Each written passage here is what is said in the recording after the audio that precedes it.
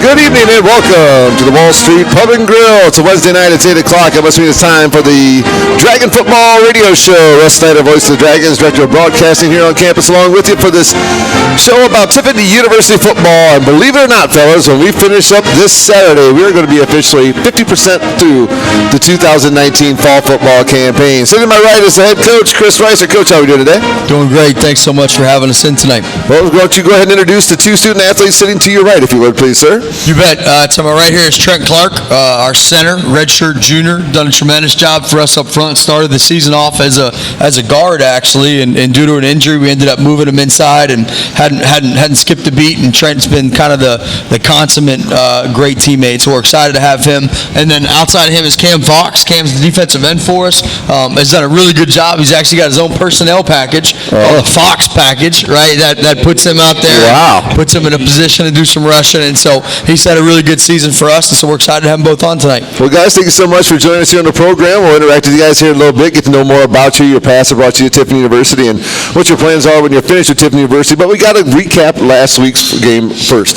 Homecoming game, the first week, or the first home game of the season. And I don't know about you guys down there in the field, but I thought that was quite an atmosphere we had down there at Frost Cottonelle Stadium. My experience with Tiffin University Dragon football, I think that atmosphere is as good as we've seen down there. Would you guys think the same thing?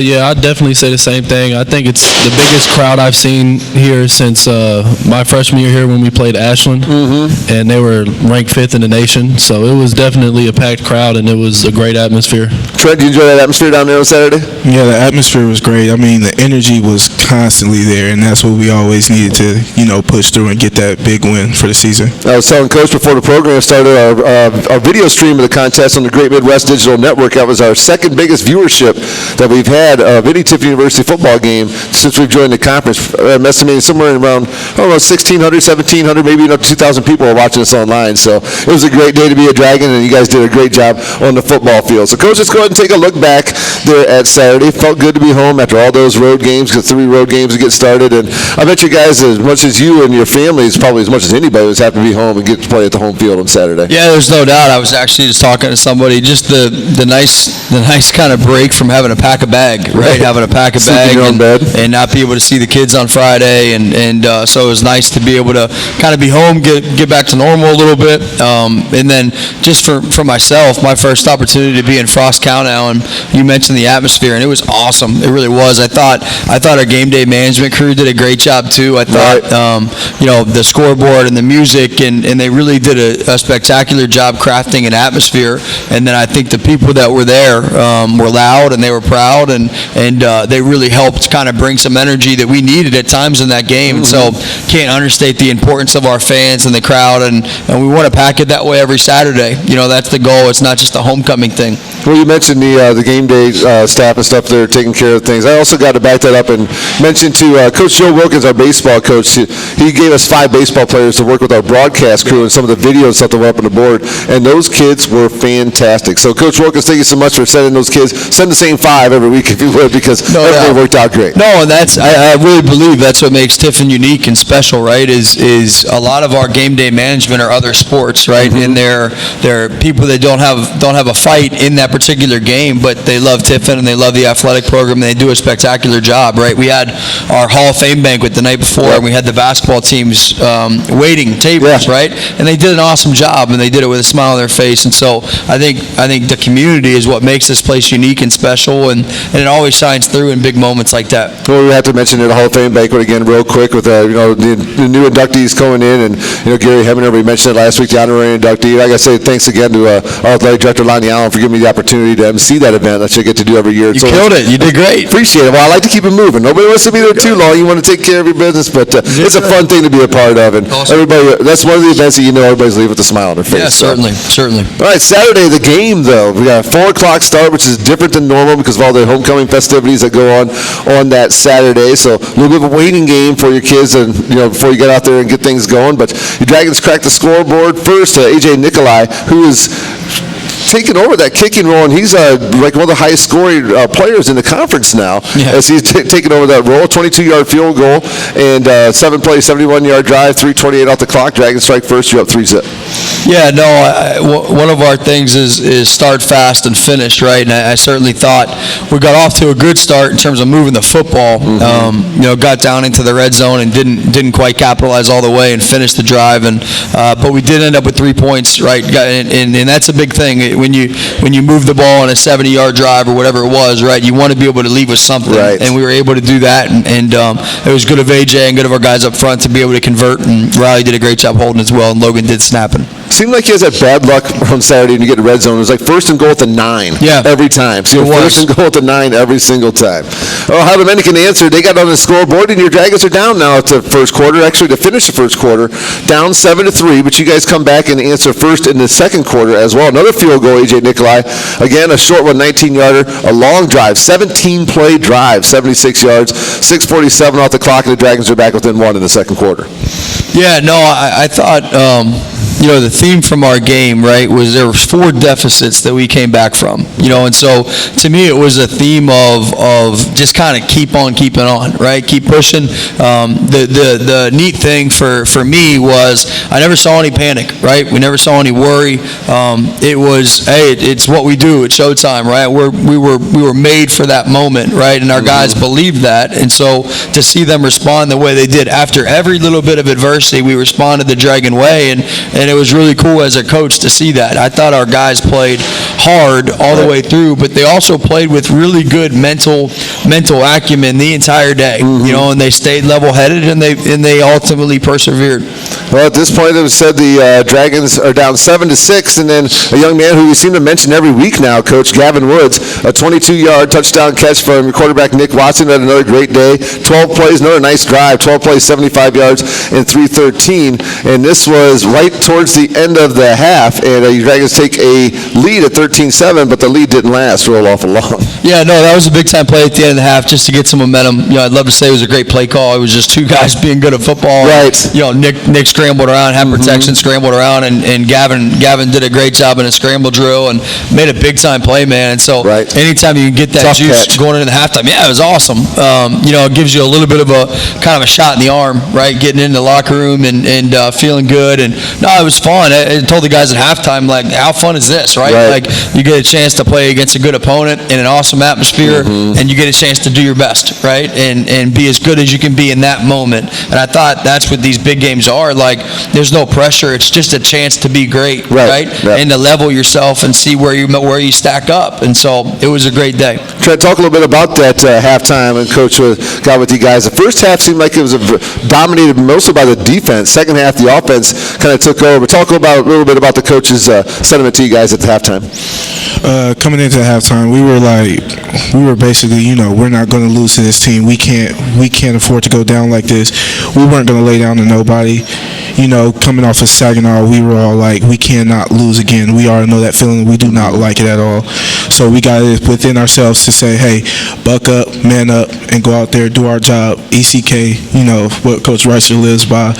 What really, speaks to me in that ECK is Kaizen. Be the best person you can be every day. And that's what us as a unit, as an O-line unit did. We did perfect. There were a little bit bumps and bruises on the way there, but we got into that red zone. We punched it in every time we got it. And Cam, how happy were you with the way your defense played in the first half? I'm sure you guys got in there, did a little bit of adjusting, but I thought your defense played very well in the first 30 minutes.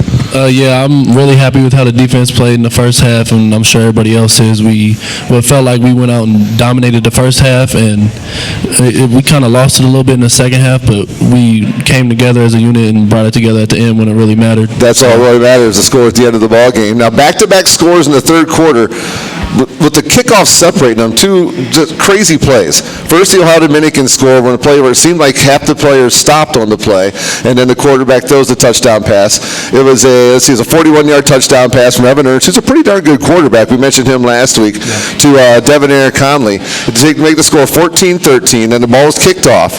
And then Jaquan Hardy, I have video proof on my phone. Half the people in the press box thought he stepped out of bounds. I have proof from our broadcast that he was in bounds. Yeah, he was good. I got both of those feet. You can see the grass between his between the sideline and his football. But whoa, what an answer! They come out, they put that touchdown on the board. Everybody kind of scratching their heads a little bit. So they take the lead at 14-13, and you got to answer. And what a way to do it in one play.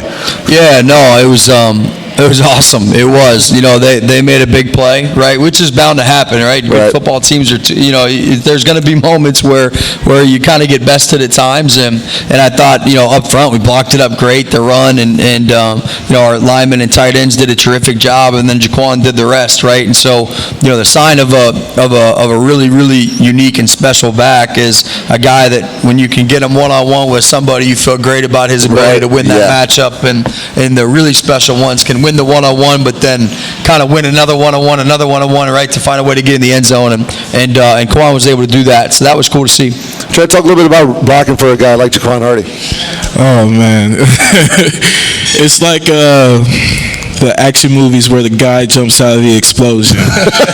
It's kind of like that. So you guys create the explosion. Yeah. And then this superhero comes jumping through. Yep. Coming off either coming off a combo or coming off a pancake block, and you just see Quan, bursting out of that hole you created, and it's just a great feeling, He's having a great year. We talked to you last week, Coach, when he was on the program about, some of the guys who were here 20, 30 years ago, the amount of carries they were getting. Then you come out and give him 29 carries next Saturday. Right, So be careful what you ask for, right? Exactly.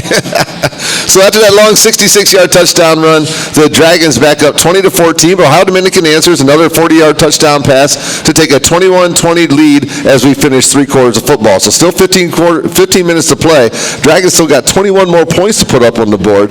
And it gets started in the fourth quarter with another Ohio Dominican score, a 32-yard field goal. Now Dragons down 4, 24-20. And again, it's time to answer. This time, Nick Watson does it on his feet. 31-yard touchdown run, a 7-play, 72-yard drive, 2:41 off the clock, and the Dragons get the lead back. No, we did, and again, I'm going to sound like a broken record, right? You go down and you respond, right? And I thought our guys did that continuously. And then Ohio Dominican was able to score again after that score by the Dragons, the Watson touchdown run. Evan Ertz gets in the end zone on his feet as well to take a 31-27 lead. Now, there's only 5 minutes and change left to go in the ball game at this time. Dragons down 4, but the Dragons able to score with 2:22 on the clock, 9 plays, 82-yard drive, 2:54 off the clock, and Nick Watson in from 3 yards out, and the Dragons have a 34-31 lead. No, that was a good feeling, wasn't it? Yes, it was. That was a good feeling. I thought it was a big drive, and there was about 5 minutes left when we got the football back. Again, no panic. All it was let's go win the game, right? Let's go win the game. Let's go do our job, right? Let's go play the Dragon way, right? And our guys did that. There really was. It was on every guy's face. It was just a look of mission, right? That's all it was. Let's go do what we do, right, and go win the football game. And I thought obviously that we came through and we were able to do that. And then flip it on its head, right? Then after we get the football back, and I know you're going to get there, and I'll kind of let you go. Go ahead. I'm taking your job. I'm sorry. You're better at that. I get excited about that stuff. Go ahead. No, go ahead. So then, right then, I like this. You just right. Well, I think there's a lot of things that went into it, right? We go and we score and we're up 3, right? So the thing that never gets mentioned is the kickoff, right? The kickoff after that, which is a big moment, right? There's about a minute and a half left. You've got to be able to pin them deep, right? There's a lot of pieces at play. Yes. We get a great kick, right? We get a great kickoff team running down the field, and ended up with a really big play by Devin Butler, one of our receivers, on the kickoff team. Both sides are for you this year. Without a doubt. Yeah. Without a doubt. And then obviously we go out and we're able to get an interception on the first play of that next drive and to get the football back. And I thought that was just a really cool moment. You saw, the offense scores, right? The defense makes a big play, the special forces make a big play, and then the defense makes a big play. And it really was a team thing, right? You talk about the 3 segments of the game, and it was in 3 consecutive plays, no 3 different segments to make a big play.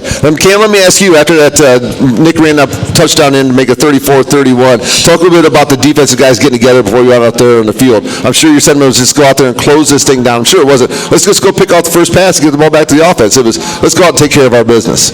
Yeah, that's definitely how it was.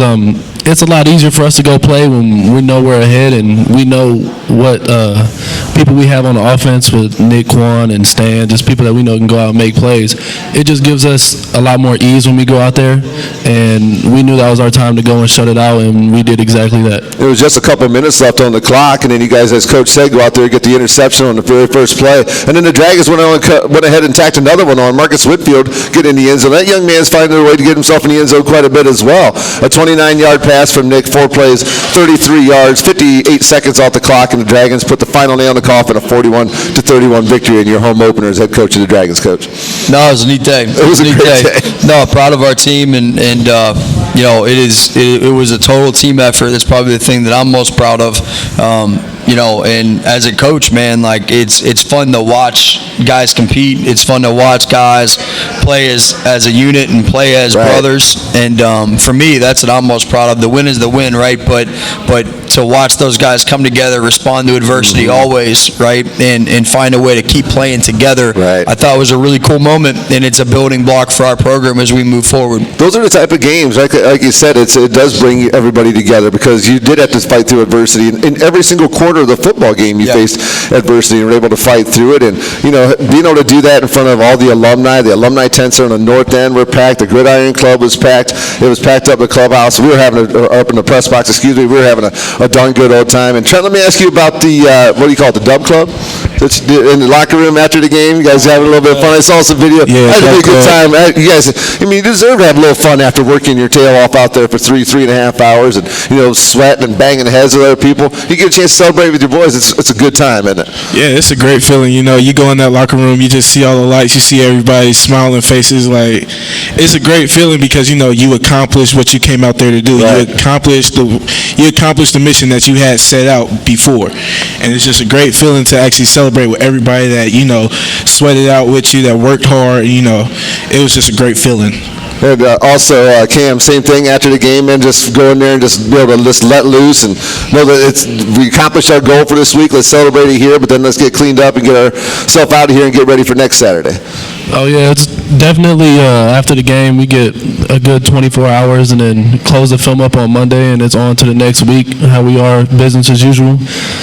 This week, Coach, you got to step out of conference this week. You know, you finally get into conference and then back out of conference. It's a very disjointed and strange schedule this year, but you got a team coming into town from out of conference, and I think they're from New Hampshire, St. Anselm. Yeah, they're from New Hampshire. You know, they come into this game, and you look at their numbers and stuff. It's kind of hard to figure out exactly what they do. They got a couple quarterbacks that play. I think one of them may be hurt now from looking at the stats. I'm not sure exactly, but is there anything different you have to do when you're talking about a team who's coming in here as an out-of-conference opponent, one they probably don't have a lot of familiarity with? Yeah, I don't know if it's different, but it's certainly a bit of unease, right?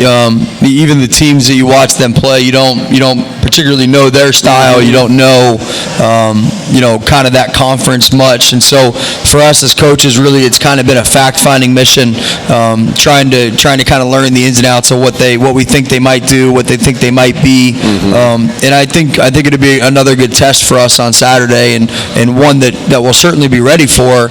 But certainly we don't have as much familiarity as we would, if we played an in-conference opponent. Cam, is this a week that is most one of those weeks that it's more about doing what the Dragons do than what the other team does in a situation like this with a team you don't have a lot of familiarity with? Go out and do your job and do your job well, and hopefully things take care of themselves?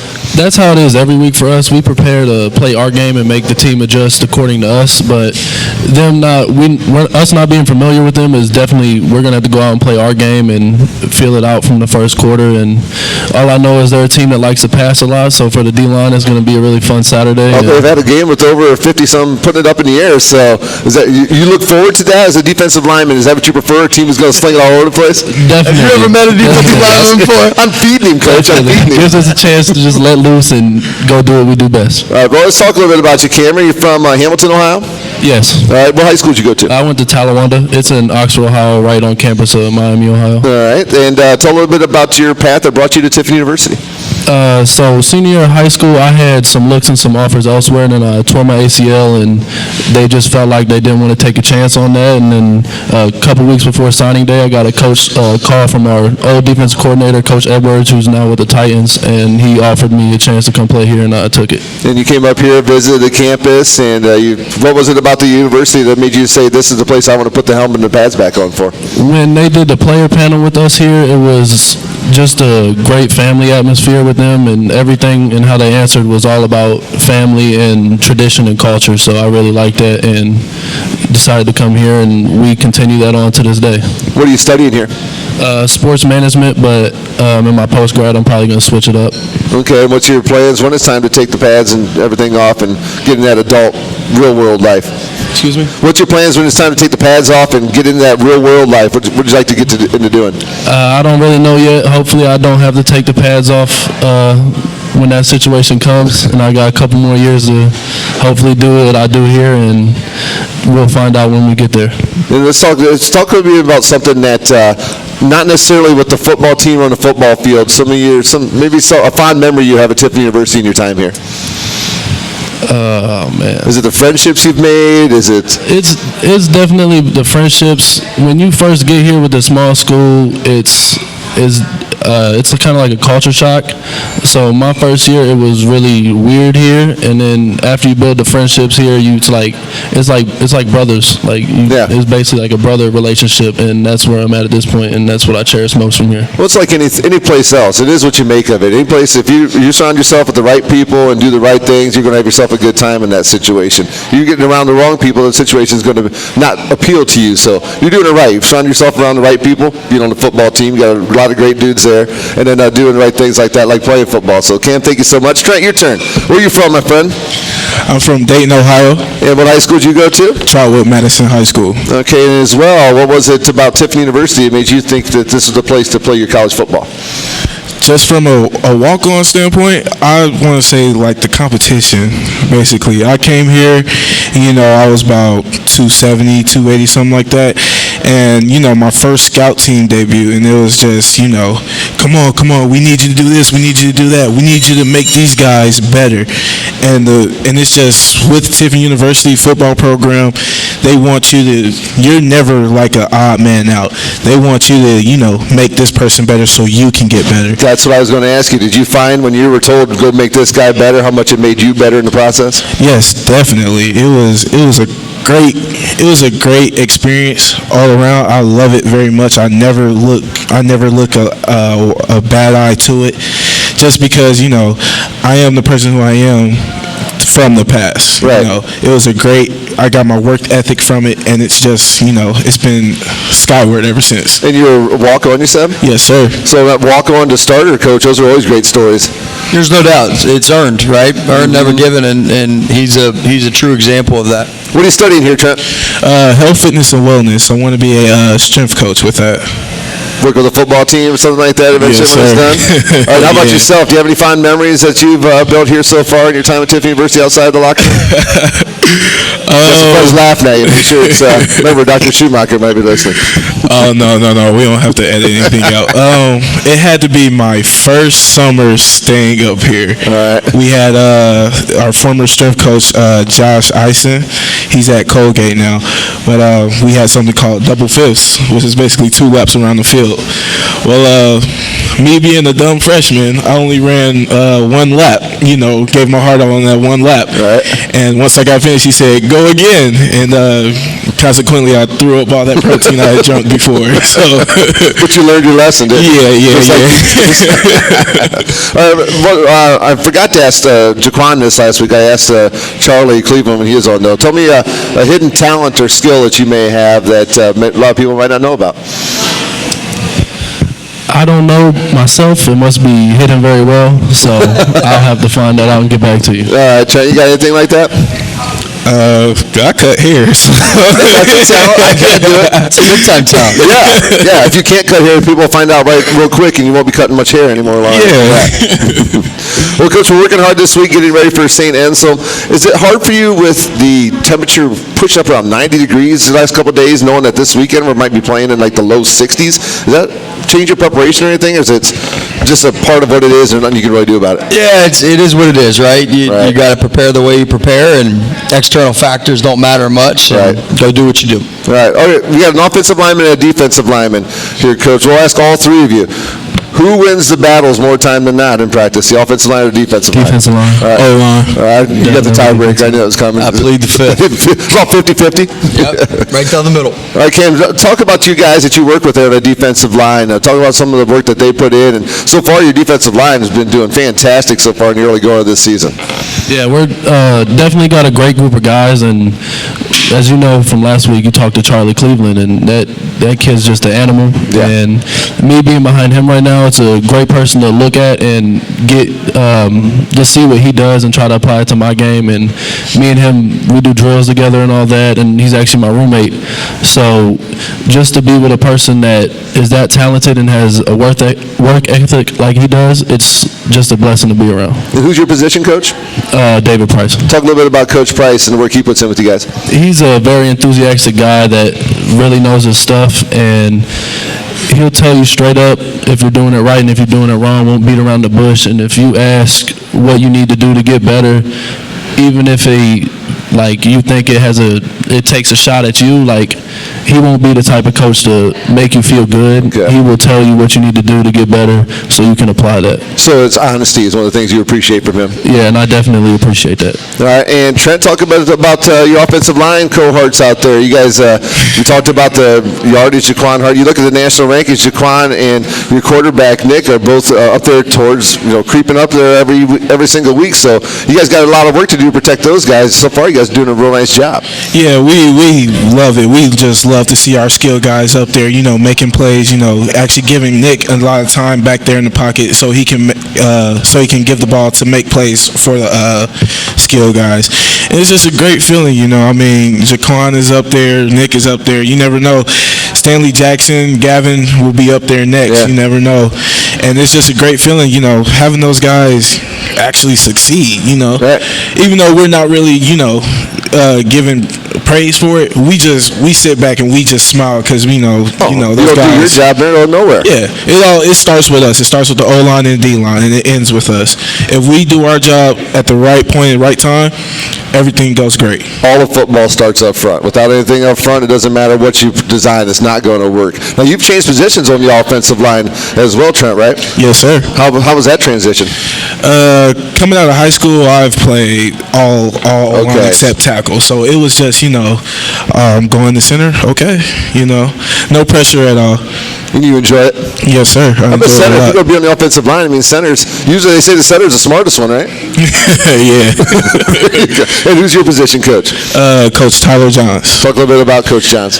He's a great guy. He's more of the person, don't take his kindness for weakness. Okay. He will teach you very well, and he will give you the keys to success. And all around a great coach that will actually, help you with this, tell you need to do this and that, and actually won't, just say, oh, well, you're a lost cause. You go off to the end of the boat. He's actually a great guy. He cares a lot about our unit. How important is it, Coach, to have your players really respect their coach, their position coaches in that manner? It seems like both these guys look up to their position coaches with very highly. No, it's huge. I can't express enough gratitude for my staff and the job that they do, right? Maybe we should bring a couple on sometime. We're going to. No, we're going to. I think that'd be a wonderful idea, and I think they'd be a whole heck of a lot more interesting than me. And so that would be a good thing for the guest or for the listeners. And when you have continuity, when you have guys that you love and trust that are on your staff, that goes a long way. And it goes a long way in getting the message that you want the team to hear and team to know, and they really kind of deliver that message. Well, it's been a lot of fun so far, gentlemen. Got another big one this Saturday before we go on the road the following weekend. So that'll do it, I think, for our time here, Coach. Anything you want to wrap it up with? Anything else for these two young men? No, come out and see us this Saturday, 1 o'clock. Yep. Go Dragons. Let's do it again. Frost County Stadium. Our pregame show will start here on WTUD, TUDragonRadio.com at 12 noon with a replay here of the Dragon Football Radio Show. We'll join Coast Country 100.9 on your FM dial at 12:30, and at 12:45, our video stream at the Great Midwest Digital Network will kick in live as well. So got my fingers and all that stuff going this coming weekend. But Trent and Cam, thank you guys so much. Continued success. You guys were great guests today. Thank you so much for coming out. Thank you for having me. And Coach, thank you very much for bringing these two young men out here, and have a great rest of your week. Let's go get another one on Saturday. Pleasure as always. All right, that'll do it for our program today. This has been your Tiffin Dragon Football Radio Show, coming to you live from the Wall Street Pub and Grill every Wednesday night at 8 o'clock here in the home of the Dragons, WTUD and the TU Dragon Football Radio Network.